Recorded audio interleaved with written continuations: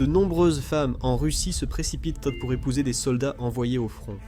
Tout ce qu'elles prient, c'est qu'ils reviennent vite, mais dans un cercueil, pas vivant. Cela paraît isolé, mais c'est devenu l'une des tendances et à la croissance la plus rapide en Russie. Des milliers de femmes emploient maintenant des tactiques sinistres et bon marché pour piéger des soldats dans le mariage. Elles ont une identité étrange. Certaines personnes les appellent les veuves noires. La blogueuse militaire Anastasia Keshevorova et d'autres commentateurs pro-guerre ont documenté ce qu'ils appellent le piège à miel de Louhansk. Ce sont des opérations organisées, concentrées à l'arrière des villes occupées comme Louhansk et Donetsk. Ces villes sont des centres de rotation pour les soldats revenant du front, souvent choqués et épuisés par les bombardements. Des groupes de femmes, parfois en bande, fréquentent souvent les restaurants et bars proches des bases militaires. Leurs cibles sont des militaires précis, qui semblent seuls ou éloignés de leur famille. De retour en Russie, des hommes qui semblent vulnérables à la promesse d'une relation. Le but est toujours le même. Obtenir rapidement un enregistrement de mariage en temps de guerre. La Russie a annulé le délai d'attente d'1 mois pour le mariage, permettant au couple de se marier le jour même. Après l'enregistrement du mariage, la femme est la bénéficiaire légale principale. Maintenant, elle n'espère plus que sa mort, et le plus tôt possible. L'histoire de Sergueï Kandolsko pourrait expliquer pourquoi ils font cela. C'était un homme de 40 ans, originaire de l'oblast de Briansk.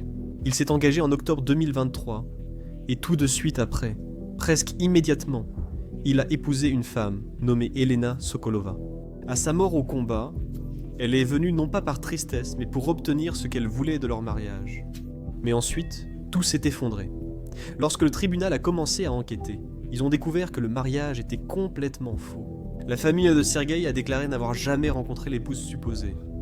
Ils étaient absolument choqués d'apprendre qu'ils s'étaient mariés tout court. Le juge a fini par invalider le mariage à titre posthume et a condamné Sokolova à une amende de 3000 roubles, ce qui équivaut à environ 37 $. Le plan d'Elena a échoué car, quelques jours après les funérailles de Sergueï, Sokolova a demandé des prestations de veuve d'au moins 20 000 $, une somme suffisante pour vivre en Russie. Vous vous demandez peut-être comment ces femmes savent quels hommes partent au front. Eh bien, elles utilisent une méthode à la fois simple et sophistiquée. Et celle qui l'utilise n'est pas la femme célibataire, mais un réseau criminel organisé qui connaît le secret. Dans la région de Khanty-Mansi, les enquêteurs ont découvert une opération de veuves noires, où ils ne cherchaient pas n'importe quel soldat.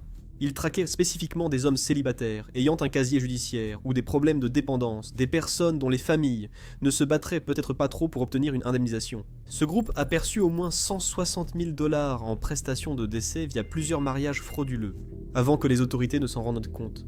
Ils savaient d'une manière ou d'une autre exactement où trouver ces hommes. Lorsque les autorités ont enquêté, elles ont découvert le secret. Le gang avait d'une manière ou d'une autre accès aux véritables bases de données de la police, pour identifier et cibler leurs victimes. L'arnaque est devenue courante depuis longtemps, et le gouvernement le sait très bien. Tout le monde est en colère contre ces sales tactiques. Tout le monde, sauf ceux qui s'enrichissent follement grâce à elles. Et non, je ne parle pas des femmes. Malheureusement, le vrai argent se fait de l'autre côté, à tel point que l'argent que gagnent ces femmes paraît dérisoire à côté. Ce sont les commandants militaires. Mais comment les commandants militaires profitent-ils de quelque chose qui est destiné aux veuves ? Souvent, l'argent promis à ces soldats, les indemnités pour lesquelles ils ont tout risqué, ne leur parvient jamais, car leur propre commandant les vole. Un militaire a raconté à la British Broadcasting Corporation comment son unité a été privée d'accès au magasin avant de recevoir un ordre incroyable. Remettre carte bancaire et code numéro d'identification personnelle à un adjudant-chef. Ce n'était pas une demande, mais un ordre. Cet officier se serait retrouvé en possession de 50 cartes de paye.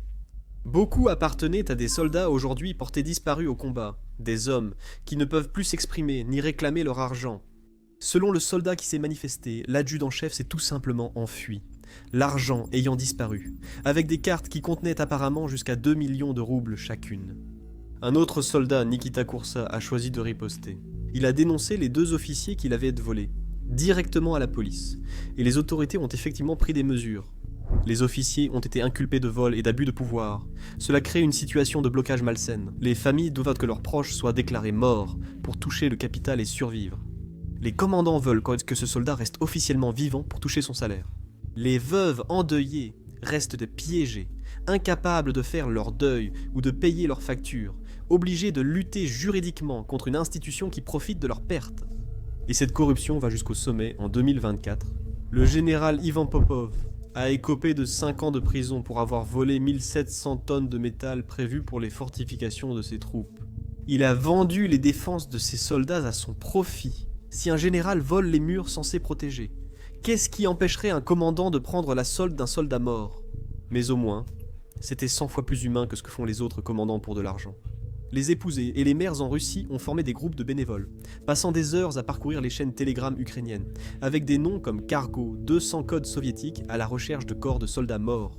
Elles examinent des photos de cadavres, cherchant des tatouages ou des signes pour identifier leurs proches, et apporter une preuve au tribunal. Tout cela à cause d'un péché, ce que les Russes nomment maintenant l'épidémie de recherche. Les preuves indiquent que les commandants refusent les échanges de corps avec l'Ukraine, car sans corps, pas de paiement, et le salaire continue d'être versé. Le refus de rendre les corps a provoqué ce que les Russes nomment l'épidémie de recherche, bien que ces corps reviennent finalement. Le laboratoire médico-légal de Rostov-sur-le-Don est tellement débordé que les résultats acides désoxyribonucléiques prennent des mois. Une enquête conjointe en juillet 2025 a révélé quelque chose d'encore plus sombre. Les commandants reclassent les soldats disparus en déserteurs. Un homme disparaît au combat, probablement tué, et au lieu de lui rendre hommage, l'armée le qualifie de quelqu'un qui a abandonné son poste. Changer simplement victime en déserteur prive la famille de toute indemnisation. Les enquêteurs ont découvert que cela se produisait dans au moins 25 unités, réparties sur 11 régions. Environ 50 500 soldats russes ont été officiellement enregistrés comme déserteurs en 2024 et accusés d'avoir évité le service militaire, selon le groupe Open Source Intelligence Frontliners Insight, cité par History. Le nombre officiel de morts en Russie reste fictif, la dernière mise à jour datant de septembre 2022, un peu moins de 6000 soldats tués. Ils n'ont pas mis à jour ce chiffre depuis, même si les dossiers judiciaires prouvent que des dizaines de milliers de personnes sont portées disparues ou mortes. Interrogé, le porte-parole du Kremlin, Dmitri Peskov, a dit « Les pertes sont un secret d'État, nous ne révélerons jamais la vérité ». La véritable veuve noire ne porte pas de robe de mariée, mais un uniforme, et se nourrit des familles russes depuis le début de la guerre. Non seulement l'armée, mais aussi le gouvernement vole les familles à des soldats morts. Natalia Kuzmina, mère de 10 enfants de la région de Tambov, a perdu son mari à la guerre. Le gouvernement avait fait de grandes promesses concernant l'argent des cercueils, des indemnités de décès substantielles pour les familles. Mais lorsque Kuzmina est allée les réclamer, l'État a refusé de payer. Ils se sont cachés derrière des subtilités bureaucratiques, des excuses vagues concernant le statut de l'unité de son mari, sur les circonstances de sa mort. Le gouvernement régional lui a offert des billets de musée, des réductions pour la maternelle et des subventions, au lieu des millions promis. Réfléchissez-y. Dès qu'elle a demandé de l'aide publiquement, la machine de propagande s'est activée.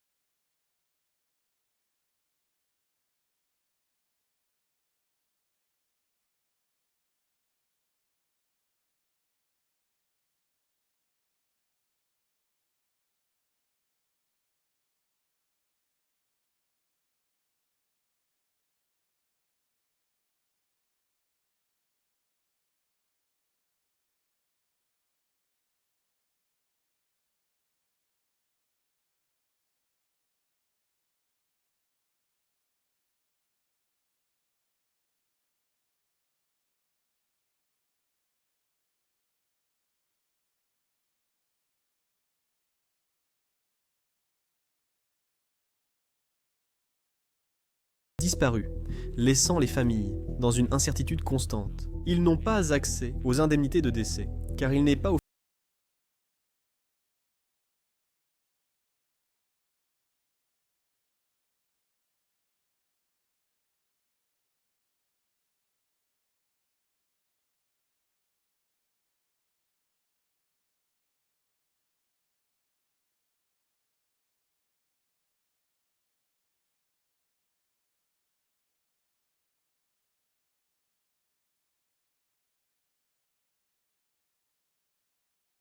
Il y a un cas documenté par Histories, où une veuve s'est vue dire que son mari avait quitté volontairement son unité. Bien que son corps ait été retrouvé et enterré, l'armée a refusé de modifier son statut après sa mort. Ce n'est pas de la bureaucratie, c'est de l'obstruction délibérée.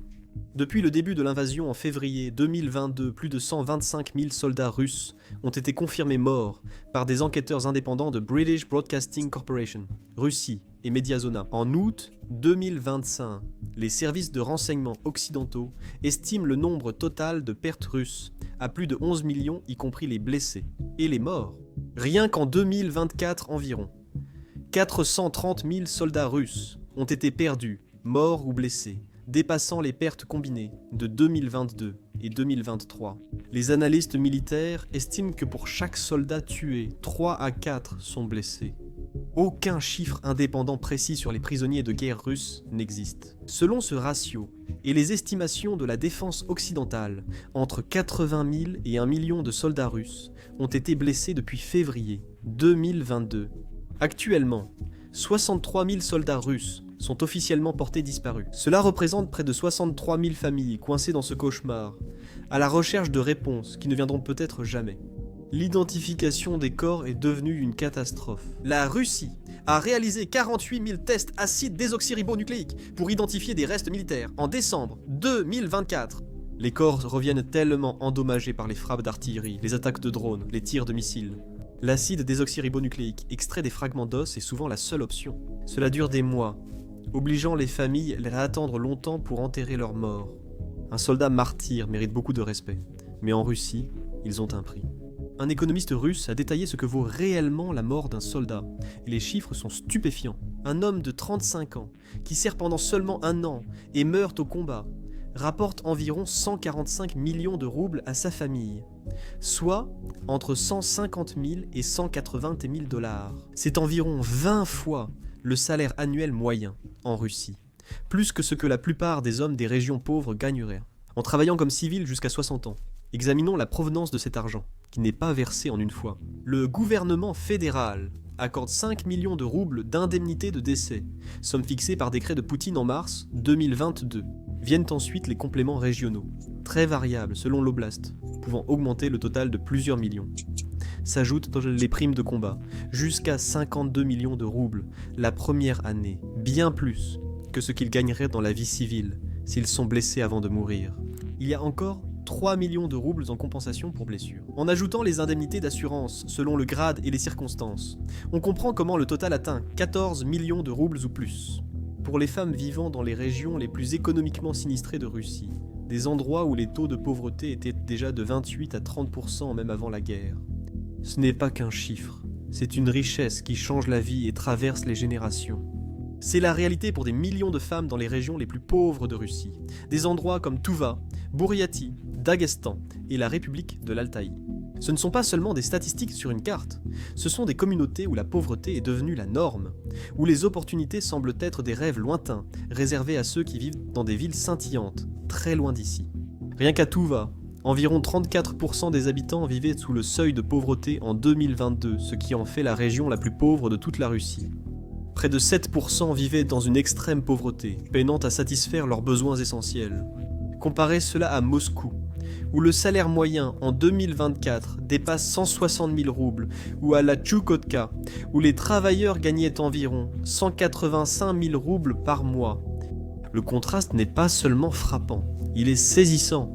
En Touva, la moyenne mensuelle de 20 000 roubles place la région parmi les plus pauvres des 85 de Russie. En Ingouchie, qui a enregistré le salaire moyen le plus bas en 2024, les travailleurs gagnaient environ 4 000 roubles par mois. Pendant ce temps, dans le sud, le Caucase et la Volga, notamment au Daghestan, en Tchétchénie, en Kalmoukie et en Ingouchie, beaucoup de gens gagnent moins de 30 000 roubles par mois, avec environ la moitié de la population en dessous, même de ce seuil modeste. Les régions les plus riches de Russie gagnent 4 à 5 fois plus que les régions les plus pauvres, et cet écart n'a pas toujours existé. Il s'est fortement creusé entre 2021 et 2024. Le taux de pauvreté nationale tourne autour de 8 à 9% selon les statistiques officielles. Ces chiffres, fondés sur un seuil de pauvreté très bas, masquent l'ampleur réelle des difficultés dans ces régions du pays. 2/3 des Russes touchent moins de 40 000 roubles par mois.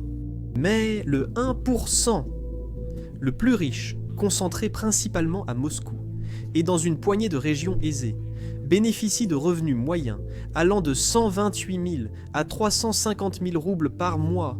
Ajoutez un contrat de guerre à l'équation, Et soudain, les chiffres changent de façon presque irréelle. En Karachay, Karakessi, une prime régionale d'engagement militaire de 16 millions de roubles représente 68 fois le revenu mensuel moyen de seulement 23 400 roubles.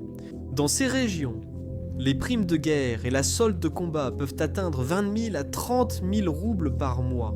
Des paiements annuels pouvant dépasser 5 millions de roubles, soit bien plus que ce qu'ils gagneraient en 6 mois. Une somme inimaginable pour des familles qui comptent chaque rouble depuis des générations. Les données de la Banque centrale russe montrent que les dépôts bancaires des ménages ont augmenté de 45 à 53% entre 2022 et 2023 en Touva, contre seulement 3% à Magadan. À Bariatsia, les dépôts ont bondi de 81% entre janvier 2022 et novembre 2024. Pour mettre cela en perspective, dans des endroits comme la République de Touva ou la Bouriassie, le salaire mensuel moyen tourne autour de 50 à 60 000 roubles. Cette indemnité de décès de 14 millions de roubles représente 30 à 40 ans de salaire moyen. La mort d'un soldat génère un capital immédiat équivalent à toute une vie de travail. Ce boom des décès est en train de transformer les économies locales, provoquant une inflation dans l'immobilier et sur le marché automobile. Le Kremlin a mis en place ce système pour maintenir le recrutement, sans lancer une nouvelle mobilisation générale politiquement risquée. Ils ont poussé à l'extrême la monétisation de la guerre, créant un énorme écart entre la valeur d'un homme russe vivant dans une région défavorisée et la valeur que l'État attribue à sa mort. Et c'est là que ces femmes, qu'on appelle les veuves noires, voient leur opportunité. Ces opérations des veuves noires vont des opportunistes isolés jusqu'aux réseaux criminels sophistiqués. L'organisation fait froid dans le dos. À l'échelle la plus simple, il y a des femmes seules qui utilisent donc les réseaux sociaux, en particulier VKontakte, qui est en quelque sorte la version russe de Facebook. Des groupes comme Rendez-vous avec des soldats servent de terrain de chasse numérique, ciblant des hommes isolés en route vers le front par des promesses de compagnie. Mais ce n'est que le niveau d'entrée d'un écosystème bien plus sombre. Certains stratagèmes reposent sur une collusion avec le personnel de recrutement militaire, des personnes internes facilitant ces arrangements. Les seules personnes qui se font vraiment avoir dans cette histoire, ce sont les vrais proches, ceux qui méritent réellement l'indemnisation. Après la mort d'un soldat de Tchoumine au combat, sa mère a accusé sa belle-fille d'avoir monté tout le mariage comme une arnaque. Les médias locaux de Sibérie ont largement couvert l'affaire, et cela a vraiment mis en lumière cette dynamique douloureuse qui émerge. Les familles biologiques doivent se battre devant les tribunaux contre les soi-disant veuves noires pour obtenir les indemnités de décès. C'est devenu une vilaine bataille intergénérationnelle, où les mères et les frères et sœurs sont obligés de prouver que leur fils ou frère a été manipulé pour contracter un mariage fictif. Quand le soldat est tué, vu les taux d'attrition et les unités d'assaut, ce scénario est très probable. La veuve exige toute l'indemnité, excluant totalement les parents du soldat et ses enfants d'autres unions. Ces escrocs exploitent une faille spécifique dans les dispositions légales russes qui accordent automatiquement aux veuves une indemnisation sans vérification approfondie. Le système administratif est si efficace qu'il verse parfois les prestations avant que les familles sachent le décès ou le mariage de leurs proches avec une inconnue. Peu avant le déploiement, ces opérations n'attendant même plus la mort du soldat. Les soldats russes en zone de combat accèdent rarement aux distributeurs ou applis bancaires, laissant donc souvent leurs cartes de salaire à leurs épouses ou compagnes, ou partageant leurs identifiants pour des applis comme Sberbank en ligne. Des partenaires prédateurs vident ces comptes mensuellement. Des rapports montrent que des soldats en première ligne n'ont pas accès à des fournitures essentielles, comme la nourriture ou des gilets pare-balles, parce que leurs comptes ont été complètement vidés par des partenaires, confortablement installés à l'arrière. Ils se font voler en temps réel alors qu'ils risquent leur vie. Peut-être que l'escroquerie la plus sophistiquée implique ce qu'on appelle la stratégie de la mariée posthume. Profitant des nouvelles lois de 2024, la Russie reconnaît désormais légalement le mariage de fait, soit les unions libres. Si le soldat est mort lors de l'opération militaire spéciale, l'objectif était louable, protéger les femmes ayant eu de longues relations sans mariage officiel. Des escrocs ont profité de cette disposition. Aujourd'hui, des femmes se présentent après la mort du soldat avec témoins et preuves de falsifiés de cohabitation, intentant des procès pour être reconnues comme épouses légales. Cela prive les parents du soldat ou ses épouses séparées de leur héritage, entraînant de longues batailles judiciaires pour ce prix de 14 millions de roubles. L'État russe a tenté de réguler ce chaos. bien que ces efforts aient été limités et mal ciblés. En janvier 2024, la loi fédérale 40 loi fédérale a renforcé les règles pour les étrangers mariés à des Russes souhaitant obtenir la résidence. La loi visait principalement à contrôler la migration, rendant plus difficile pour les ressortissants non russes, en particulier les migrants d'Asie centrale, d'utiliser le mariage avec un soldat comme double moyen d'obtenir à la fois la citoyenneté et d'éventuelles prestations en cas de décès. Voici le problème. La plupart des opérations de veuves noires impliquent des Russes exploitant d'autres Russes. Ces mesures non migratoires n'empêchent presque pas les mariages prédateurs domestiques, qui alimentent ce phénomène. Les tribunaux militaires russes sont submergés par des vagues d'affaires inédites, un schéma impossible à ignorer. En 2022, ces tribunaux ne gérèrent que quelques dizaines de dossiers de soldats disparus ou morts, une simple formalité en temps de paix. Puis, en 2024, ces tribunaux ont soudain été submergés par plus de 22 400 affaires réclamant des déclarations officielles de décès. Mais c'est là que ça se complique. Ces dépôts devant les tribunaux ne sont pas qu'administratifs, ils ouvrent la porte à la fraude de la veuve noire. Ça se propage aussitôt qu'un soldat est déclaré mort. D'importantes indemnités arrivent aux familles, attirant alors les prédateurs. Et voici la preuve finale qui confirme que ce n'est pas une théorie du complot, mais bien une politique officielle du gouvernement. En août 2024, la Douma d'État russe a introduit une législation spécifique visant la fraude des veuves noires. Le Kremlin accuse ces femmes d'escroquer l'État, alors que c'est l'État qui orchestre une fraude si massive que les escroqueries individuelles semblent dérisoires. Les vraies victimes sont les familles que la Russie dit honorer. Toute l'arnaque repose sur une seule astuce brutale. Pour toucher l'indemnité de décès de 14 millions de roubles, il faut un corps et un certificat de décès. Alors, lorsqu'un soldat meurt, l'armée ne le déclare tout simplement pas mort, elle le classe plutôt comme disparu au combat. Vjeviesti Proprovci, en russe veut dire disparu sans trace, donc aucun corps, certificat ou indemnité. C'est du vol déguisé en paperasse. En 2024, les tribunaux russes ont été submergés par plus de 20 000 procès, intentés par des familles qui se battent pour que le gouvernement reconnaisse ce qu'elles savent déjà, que leurs maris et leurs fils sont partis. Mi-2025, ce chiffre atteint 50 000 affaires. Il ne s'agit pas d'escrocs déposant des plaintes frivoles. Des dizaines de milliers de familles se voient refuser leurs droits et doivent engager des avocats pour affronter le système responsable de la mort de leurs proches. La pauvreté, c'est l'une des principales causes de cette escroquerie. Le taux de pauvreté en Russie est passé de 11,3% en 2014 à 7,2% en 2024. Cela semble être un progrès, non ? Pourtant, les économistes n'ont pas célébré. Ils savent que cette baisse n'a rien à voir avec le véritable développement économique. Les salaires militaires sortent des familles de la pauvreté. Les compensations pour décès apportent des revenus ponctuels, et l'industrie de guerre offre des emplois. La Russie évalue sa réussite économique par l'argent tiré de pertes importantes. Le marché du travail est totalement faussé.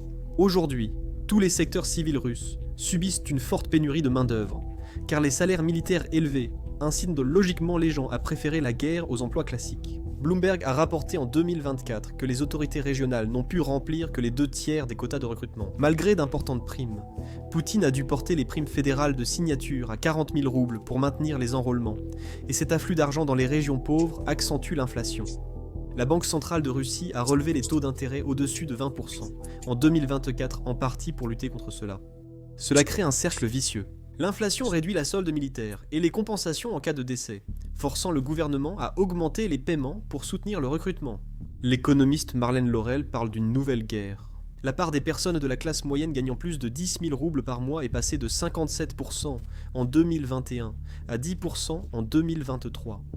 Mais cette classe moyenne dépend des revenus de la guerre. Si elle cesse, beaucoup de régions connaîtraient un effondrement économique.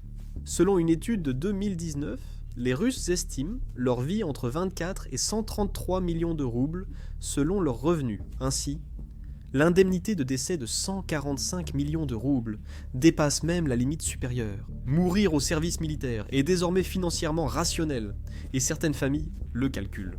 Elles poussent leurs proches masculins à signer des contrats militaires, y voyant une issue à la pauvreté générationnelle. La mort d'un proche devient un calcul financier pour la famille. Ce contexte axé sur l'argent engendre aussi d'autres problèmes. Les soldats blessés et indemnisés deviennent des cibles. Nakida Kurs a reçu 27 millions de roubles en solde de combat et en indemnité pour blessure. La police l'a arrêté alors qu'il était ivre et, selon lui, a volé toutes ses économies en liquide. Mais voici quelque chose dont personne ne parle. Les gouvernements régionaux ne peuvent en réalité pas se permettre cela. Les paiements fédéraux sont une chose, mais les gouverneurs régionaux sont tenus de fournir des compléments de 1 à 3 millions de roubles à partir des budgets locaux. Certaines régions sont au bord de la faillite à cause de cela. Fin 2024, la République de Yakoutska a temporairement suspendu les paiements aux soldats et à leurs familles. Ils sont tombés, à court d'argent. Les responsables ont déclaré qu'ils ne pouvaient pas prévoir la demande, ce qui est simplement une façon polie de dire que les pertes étaient plus élevées que prévu. En septembre 2025, les budgets régionaux de la Russie affichaient un déficit cumulé de 7 248 milliards de roubles. L'an dernier, ils avaient un excédent. Cette crise pousse les responsables régionaux à nier ou retarder la certification des décès. Chaque décès non confirmé officiellement fait économiser de l'argent au trésor local. D'un autre côté, les médias d'État russes couvrent les affaires de veuves noires de manière très sélective. Les médias d'État russes ont une façon très sélective de traiter les affaires de veuves noires. Il est important de comprendre le fonctionnement réel de la machine de propagande. Ils sélectionnent les exemples les plus choquants, comme la femme mariée à 5 soldats, ou les pires escroqueries, et les amplifient partout. L'objectif, susciter l'indignation, puis orienter la colère vers des sanctions et lois plus strictes. Donnez-leur quelqu'un à haïr ou à blâmer. Mais voyez ce qu'ils taisent. Les médias d'État n'interrogeront pas les raisons des faillites régionales, ni la disparition de 63 000 soldats.